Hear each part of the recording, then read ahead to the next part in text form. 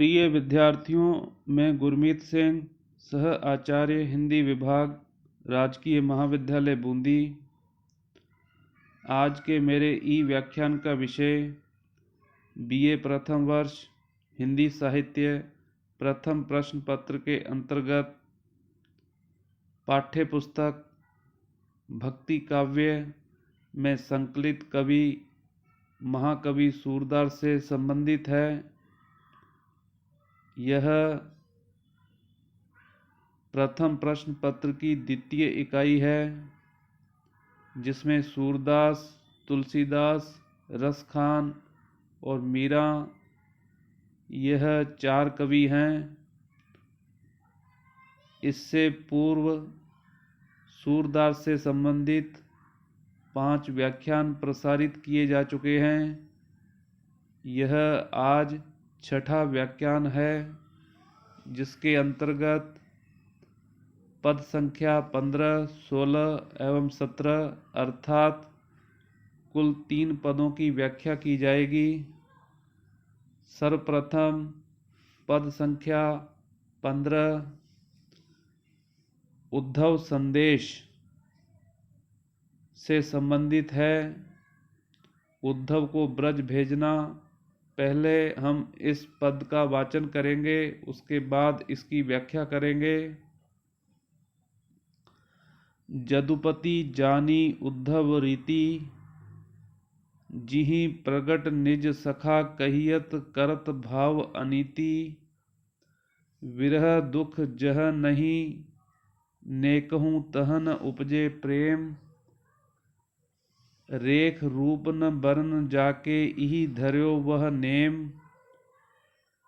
त्रिगुण तन करि लखत हमको ब्रह्म मानत और। बिन गुण क्या पहुमी उधरे यह करत मन डोर। बिरस रस के मंत्र कहिए क्यों चले संसार।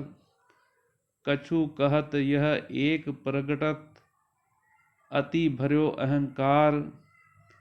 प्रेम भजन नेकु याको जाई क्यों समझाई। सूर प्रभु मन यह आनी ब्रजहि देव पठाई। यह 15वां पद उद्धव संदेश से संबंधित है। प्रस्तुत पद सूरदास वाले पाठ से लिया गया है। उद्धव निराकार ब्रह्म के उपासक थे, अर्थात निर्गुण भक्ति के वह उपासक थे।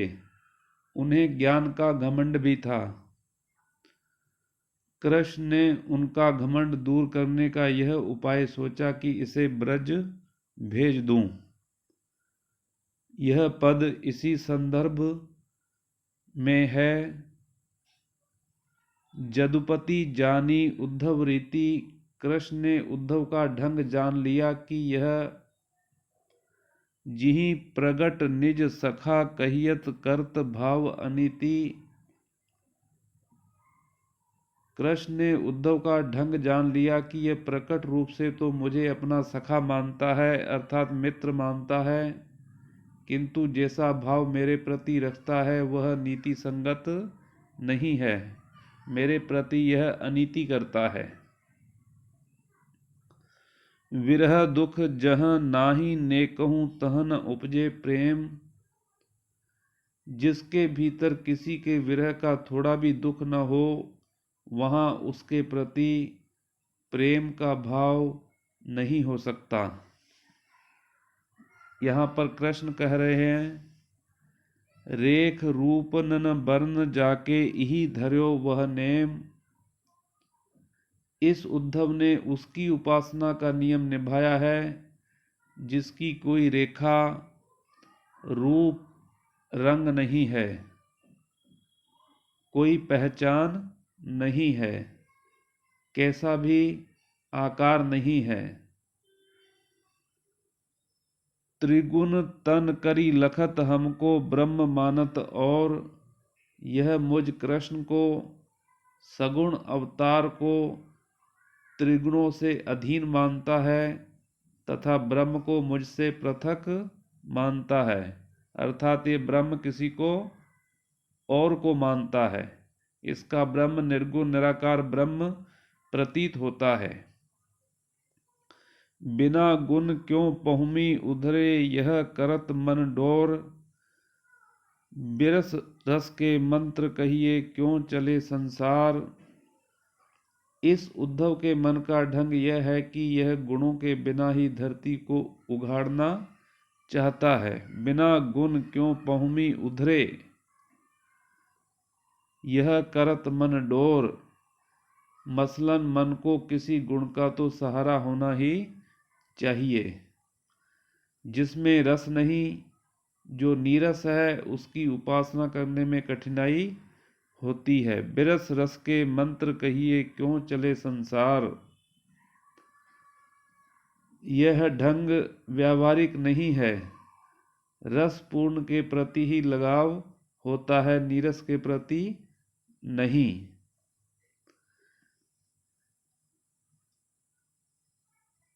यह एक ब्रह्म के अतिरिक्त कुछ नहीं मानता और इसमें अहंकार भी बहुत है।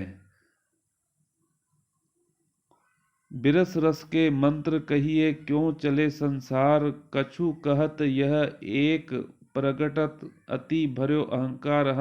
मैं इसको कुछ कहता हूँ, लेकिन यह एक निर्गुण निराकार ब्रह्म की उपासना करता है और इसमें अत्यधिक अहंकार भी भरा हुआ है।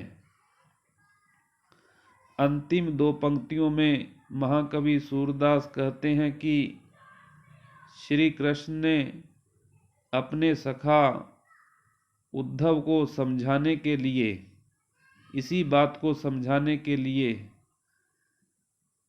प्रेम भजन नेकु याको जाई, क्यों समुझाई। सूर प्रभु मन यह आनी, ब्रजहि देव पठाई।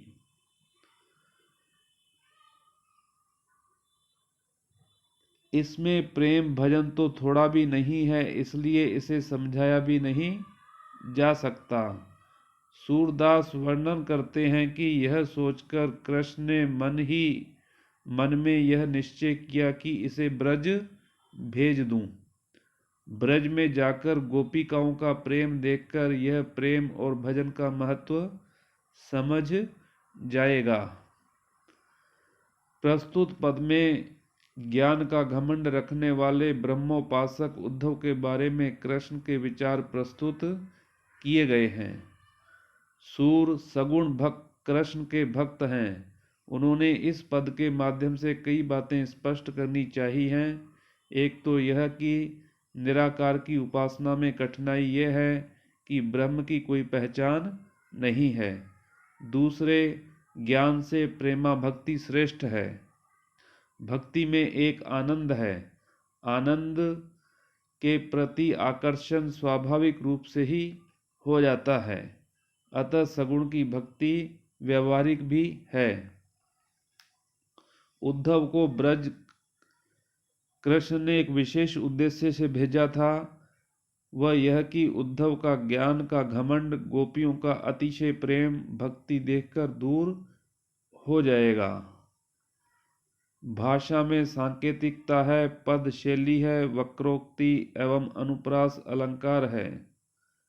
सूरदास की भाषा ब्रज भाषा है, जिसमें सहज माधुर्य है, लाक्षणिकता और व्यंजकता की विशेषताएं हैं।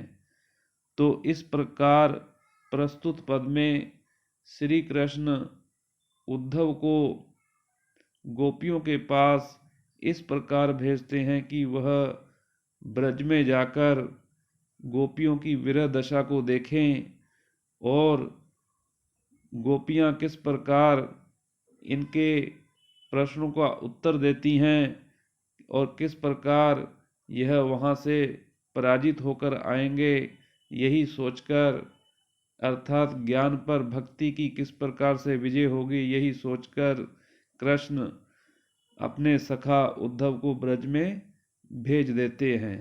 ब्रज ही देहु पठाई, अर्थात भेज देते हैं। उसके बाद पद संख्या 16 है, जिसमें उद्धव गोपी संवाद ऊधो हम आजु भई बड़ भागी, जिन अखियन तुम श्याम बिलोके ते अखियां हम लागी। जैसे सुमन बास ले आवत पवन मधुप अनुरागी, अति आनंद होत हैं तैसे अंग अंग सुख रागी। जो दर्पण में दर्श देखियत दृष्टि परम रुचि लागी, तैसे सूर मिले हरि हमको बिरह व्यथा तन त्यागी। यह 16वां पद है। उद्धव गोपी संवाद होता है। प्रस्तुत पद सूरदास वाले पाठ से लिया गया है। कृष्ण के मथुरा चले जाने से गोपियां कृष्ण के संदेश की प्रतीक्षा करती थीं। इसी बीच कृष्ण द्वारा भेजे गए उद्धव आ गए। उन्हें देखकर गोपियों ने जो कुछ कहा यहाँ उसी का वर्णन है। गोपियों ने उद्धव से कहा कि उद्धव, हम आज आपको अपने समक्ष देखकर स्वयं को बहुत भाग्यशाली अनुभव कर रही हैं। उदो हम आजु भई बड़ भागी, अत्यंत सौभाग्यशाली अनुभव कर रही हैं आपको सामने देखकर प्रत्यक्ष रूप में। जिन अखियन तुम श्याम बिलोके ते अखियां हम लागी, जिन आँखों से आपने कृष्ण को देखा है उन आँखों को हम देख पा रही हैं। इसके माध्यम से उनकी विरह दशा का भी उल्लेख कवि करना चाहते हैं कि वह कितनी व्यथित हैं, कितनी दुखी हैं। कृष्ण के मथुरा चले जाने पर ब्रज में वह कितनी व्यथित होती हैं, दुखी होती हैं। तो वह उद्धव से कहती हैं कि आपकी जिन आँखों ने कृष्ण को देखा है उन आँखों को हम आज देख पा रही हैं। जैसे सुमन बास ले आवत पवन मधुप अनुरागी, जिस प्रकार फूल की सुगंध को लाने वाली हवा पर भौरे का अनुराग होता है, उसी प्रकार आपको देखकर हमें अत्यंत आनंद का अनुभव हो रहा है।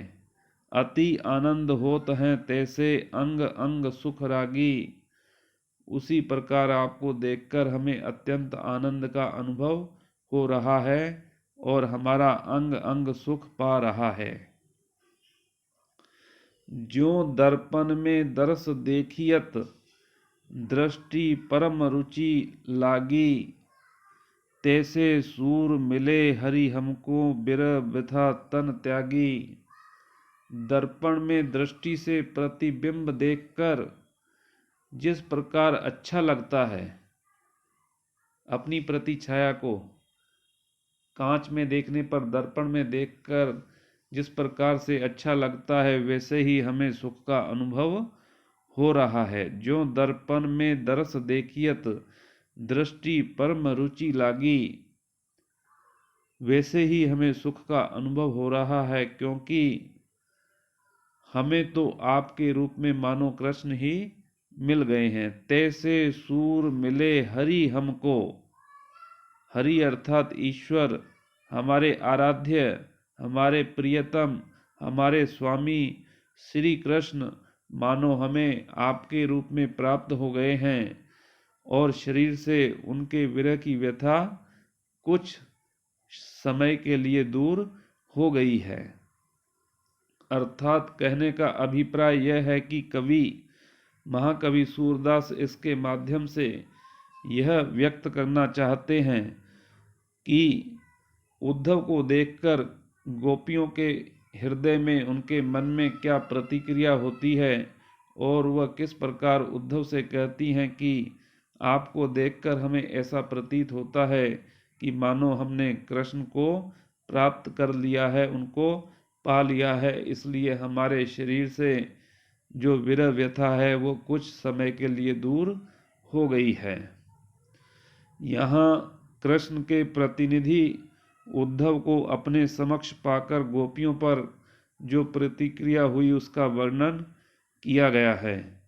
वर्णन में मनोवैज्ञानिकता है, स्वाभाविकता है। इसमें गोपियों का कृष्ण के प्रति अतिशय लगाव व्यंजित हुआ है। कवि की कल्पना शक्ति द्रष्टव्य है। यहाँ उदाहरण एवं अनुप्रास अलंकार हैं और पद मैत्री है तथा चित्रात्मकता की विशेषताएं भी प्रस्तुत पद में देखी जा सकती हैं। उसके बाद आता है 17वां पद, जिसका पहले हम वाचन करेंगे। वही उद्धव गोपी संदेश शीर्षक चल रहा है। उद्धव गोपियों को ज्ञान का उपदेश देने के लिए आए हैं, लेकिन गोपियां किसी भी प्रकार से उनके ज्ञान के उपदेश को मानने के लिए तैयार नहीं हैं। ऊधो मन न भय 10-20, एक हुतो सो गयो श्याम संग को अवराधे ईस। इंद्री शिथिल भई केशव बिनु ज्यों देहि बिनु शीस। आशा लागी रहती तन श्वासा जीवहि कोट बरीस। तुम तो सखा श्याम सुंदर के सकल जोग के ईस। सूर हमारे नंद नंदन बिनु और नहीं जगदीश।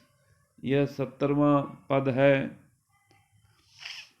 प्रस्तुत पंक्तियां सूरदास वाले पाठ से ली गई हैं। कृष्ण द्वारा ब्रज भेजे गए उद्धव ने गोपियों को निराकार की उपासना का उपदेश देना शुरू कर दिया। कृष्ण की अनन्य भक्त गोपियों ने उद्धव के सामने निराकार की उपासना न करने की अपनी विवशता दर्शाई। इस पद में उसी का वर्णन किया गया है। गोपियां उद्धव से कहती हैं कि हे उद्धव, ऊधो मन न भय 10-20, हमारे पास 10-20 मन तो है नहीं, और इस बात का हमें दुख भी है। एक हुतो सो गयो श्याम संग को अवराधे ईस। मन तो एक ही था और वह कृष्ण के साथ चला गया। कहाँ पर चला गया? मथुरा में चला गया। और उद्धव आए हैं ब्रज में गोपियों को उपदेश देने के लिए। तो उद्धव से गोपियां कहती हैं कि यह बड़ी विडंबना है कि हमारे पास 10-20 मन नहीं है। यदि 10-20 मन होते तो हम एक आध मन से आपके ब्रह्म अर्थात निर्गुण निराकार की भी उपासना कर लेते। हमारे पास तो एक ही मन था, वह कृष्ण के साथ चला गया। अब हम किस मन से आपके द्वारा बतलाए गए निराकार ब्रह्म की आराधना करें? इंद्री शिथिल भई केशव बिनु ज्यों देहि बिनु शीस। कृष्ण के बिना हमारी तो इंद्रियां भी अशक्त कमजोर हो गई हैं। हमारी स्थिति ऐसी बनी हुई है जैसे बिना सिर के शरीर की होती है। ज्यों देहि बिनु शीस, देह अर्थात शरीर की जो स्थिति बिना मस्तक के होती है, वैसी ही स्थिति हमारी अभी बनी हुई है। आशा लाग रहती तन श्वासा जीवहि कोट बरीस। हमारे शरीर में जो श्वासें चल रही हैं, वे इस आशा में चल रही हैं कि शायद कृष्ण कभी लौटकर हमें दर्शन देंगे। इसी आशा में हम करोड़ों वर्षों तक जीवित रहने की कामना करती हैं। हे उद्धव, तुम तो सखा श्याम सुंदर के सकल जोग के ईश। हे उद्धव, आप तो श्याम सुंदर कृष्ण के सखा ठहरे। सखा अर्थात मित्र, और समस्त योग के जानकार भी। योग अर्थात तपस्या ज्ञान के जानकार भी हो। सकल योग के ईश, अतः आप तो चमत्कार भी कर सकते हो, सब कुछ जानते हो, क्योंकि आप संपूर्ण योग के ईश्वर हो, स्वामी हो। तुम तो सखा श्याम सुंदर के सकल जोग के ईश। आप हमारी स्थिति को भी जानते होंगे। सूर हमारे नंद नंदन बिनु और नहीं जगदीश। हम कहना यही चाहती हैं कि नंद के नंदन कृष्ण के बिना हमारे और कोई स्वामी नहीं है। प्रस्तुत पद में गोपियों ने शिष्ट ढंग से, शालीनता से अपनी विवशता का उल्लेख कर निराकार ब्रह्म की उपासना न करने की अपनी बात स्पष्ट कर दी है। गोपियों का भाव यह रहा है कि आपसे अधिक क्या कहें, आप योग शास्त्र के पंडित हैं, महाज्ञानी हैं, आपके सामने यदि कुछ कहना छोटे मुंह बड़ी बात होगी। व्यंजना शब्द शक्ति का प्रयोग हुआ है, सांकेतिकता है। अभिधा, लक्षणा, व्यंजना 3 प्रकार की शब्द शक्तियां होती हैं, यहाँ पर व्यंजना शब्द शक्ति का प्रयोग हुआ है। भाषा में आत्मीयता है और वह कथ्य के अनुरूप है। गोपियों का कथन उनकी तर्क क्षमता का द्योतक है। भाषा में माधुर्य गुण है। ओज, प्रसाद और माधुर्य 3 तरह के गुण होते हैं, तो प्रस्तुत पद में माधुर्य गुण का प्रयोग किया गया है। इस कथन में यह व्यंजना भी है कि आप यदि योग वेत्ता हो तो पहले हमें कृष्ण से मिलाकर तो दिखाओ, अर्थात आप हमें निर्गुण निराकार ब्रह्म का उपदेश देने के लिए आए हैं, लेकिन हम कदापि अपने आराध्य श्री कृष्ण को विस्मृत नहीं कर सकती और उनके स्थान पर आपके निर्गुण निराकार ब्रह्म को नहीं अपना सकती। तो विद्यार्थियों, आज का व्याख्यान इन 3 पदों से संबंधित था, 15, 16 एवं 17, जो कि उद्धव संदेश और उसके अंतर्गत उद्धव और गोपी का जो संवाद होता है उससे संबंधित था। इसके बाद का व्याख्यान अगले वीडियो में प्रसारित किया जाएगा।